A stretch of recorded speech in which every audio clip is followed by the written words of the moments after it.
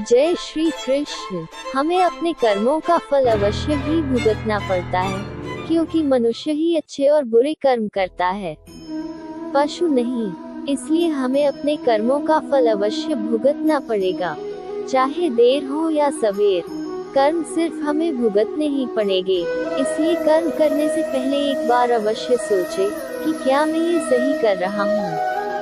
अगर कर्म करने से पहले अच्छे से सोच ले तो शायद हम बुरा कर्म करने से बच सकते हैं। अगर आपने अपने आप को बचा लिया तो सजा से भी बचा लिया। आपने बुरा कर्म किया है तो एक ना एक दिन भगवान अवश्य सजा देगा। इस जन्म में नहीं तो अगले जन्म में ही कर्मों का फल भोगना पड़ता है। श्री कृष्ण जी ने भी गीता में कर्मों को ही सबसे उत्तम बताया है, क्योंकि कर्म ही हमारे भाग्य का निर्माण करते हैं। अगर हम अच्छे कर्म करेंगे तो हमारे साथ अच्छा होगा, अगर हम बुरे कर्म करेंगे तो हमारे साथ बुरा ही होगा। भगवान की न्याय व्यवस्था बहुत ही ज्यादा सुदृढ़ है। कर्म का अच्छे कार्य करने वाले को अच्छा और बुरे कर्म करने वाले को बुरा फल अवश्य ही भोगना पड़ेगा। भगवान के घर देर भले ही हो जाए, मगर अंधेर हो ही नहीं सकता। जिसको आप देर समझते हैं वो देर ही नहीं है। प्रभु ने प्रत्येक कर्म के फलित होने का समय पहले से ही निर्धारित कर रखा है। समय से पहले या पीछे फल की प्राप्ति नहीं होगी। प्रभु की प्रत्येक रचना, प्रत्येक नियम इतना ज्यादा गहरा है कि हर एक प्राणी उसको समझ या जान नहीं सकता। आज जो कर्म हम कर रहे हैं, परिवर्तन होकर उनसे ही हमारे भाग्य की रचना होती है।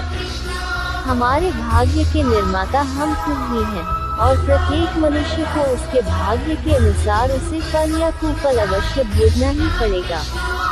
इस समय हम जो दुख भुगत रहे हैं, ये हमारे ही पिछले जन्मों का या इसी जन्म के हमारे किए गए पुण्य या बुरे कर्मों का, पापों का फल है। प्रभु को दोष नहीं देना चाहिए। भगवान का एक विधान यह है कि हमारे कर्म, विचार और भावना के अनुसार कि हमें सुख या दुख की प्राप्ति होगी, और वह सुख या दुख हमें खुद को ही भोगना पड़ेगा। मनुष्य के कब किए हुए पाप का फल कब मिलेगा, इसका कुछ पता नहीं। भगवान का विधान विचित्र है। जब तक पुराने पुण्य प्रबल रहते हैं, उग्र पाप का फल भी तत्काल नहीं मिलता।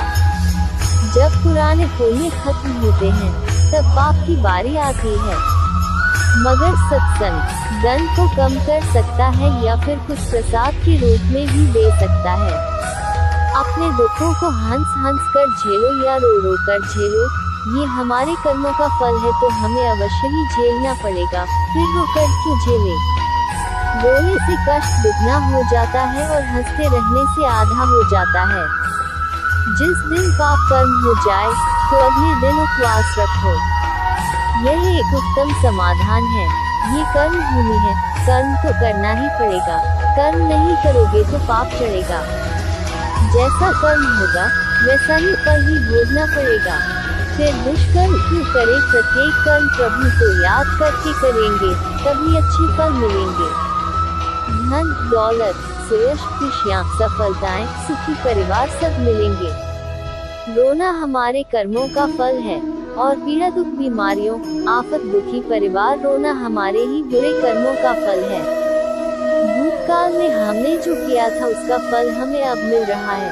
भूतकाल में हम जो भोग चुके हैं या हो सकता है इस जन्म में भोगना पड़ेगा। श्री कृष्ण ने समझाया कि भीष्म पितामह सुख दुख से, जय पराजय से परे हैं। वह जानते हैं कि जो होने वाला था वही हुआ।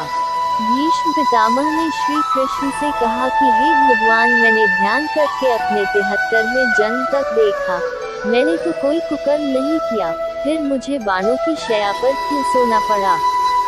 श्री कृष्ण मुस्कुराकर बोले, हे स्वयं मूर्ति पितामह, 73वें जन्म के पहले 74वें जन्म तक जब आपको पता चलता कि जब आप किशोर थे तब वन में घूमने गए, वहाँ पत्ते पर बैठी चींटी के शरीर में आपने कांटा चुभाया था, उस कर्म का फल घूमते अंडस को घूमते अब मिल रहा है। कर्म का फल 6 साल में 2 गुना, 12 साल में 4 गुना, 18 साल में 8 गुना और 24 साल में 16 गुना इस प्रकार मिलता है। इसलिए जब आप कर्ता होकर कर्म कर रहे हैं तो सोच लें कि इसका क्या फल होगा।